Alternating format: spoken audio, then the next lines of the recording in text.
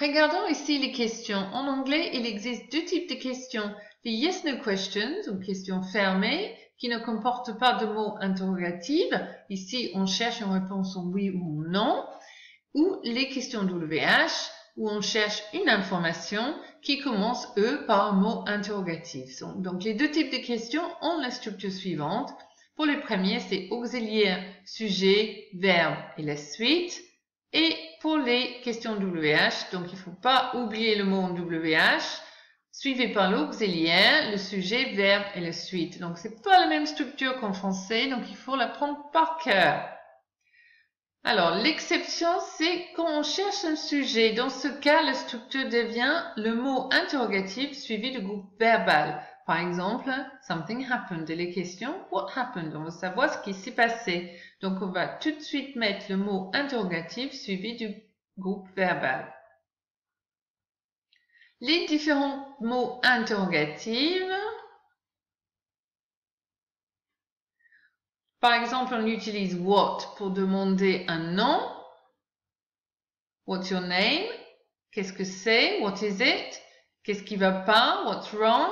Ce qu'on veut, what do you want? Ce qu'on fait, what are you doing? Qu'est-ce qui se passe? What happened? Ou what time on utilise pour demander l'heure. What time is it? How? Comment ça va? How are you? How old? Un âge. How old is Shanti? How much? Un prix. How much is it? How many? Un nombre. How many rooms are there? Where? Où se trouve? Where is the little girl?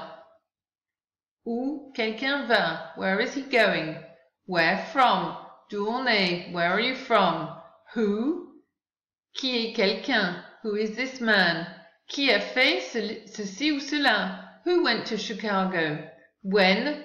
Quand on est né? When were you born? Which? C'est le choix. Which pen do you prefer? Donc on a un choix entre deux objets et on choisit. Et who également pour la ressemblance. Who does he look like? Regardons plus en détail les questions avec how. How are you? Comment allez-vous? How old are you? Quel âge avez-vous? How old is the Eiffel Tower? Quel âge a la Tour Eiffel? How tall are you? How much do you weigh? Combien pèses-tu? How far is it to? Quelle est la distance? How long does it take to? Combien de temps faut-il pour? How long is the Mississippi? Quelle longueur fait le Mississippi?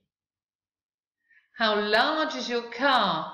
Quelle est la taille de ta voiture? How high is the Mont Blanc? On ne dit pas how tall is the Mont Blanc. Quand c'est une chose, on dit how high. Quelle est la hauteur du Mont Blanc? How deep is the Grand Canyon? Quelle est la profondeur du Grand Canyon? How hot is it in the day? Quelle température fait-il la journée? How cold is it at night? Quelle température fait-il la nuit?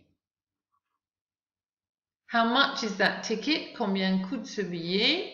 How much does it cost? How many pupils are there? Donc pupils, c'est des élèves, on peut les compter et mettre au pluriel, donc on va utiliser many. Combien d'élèves y a-t-il?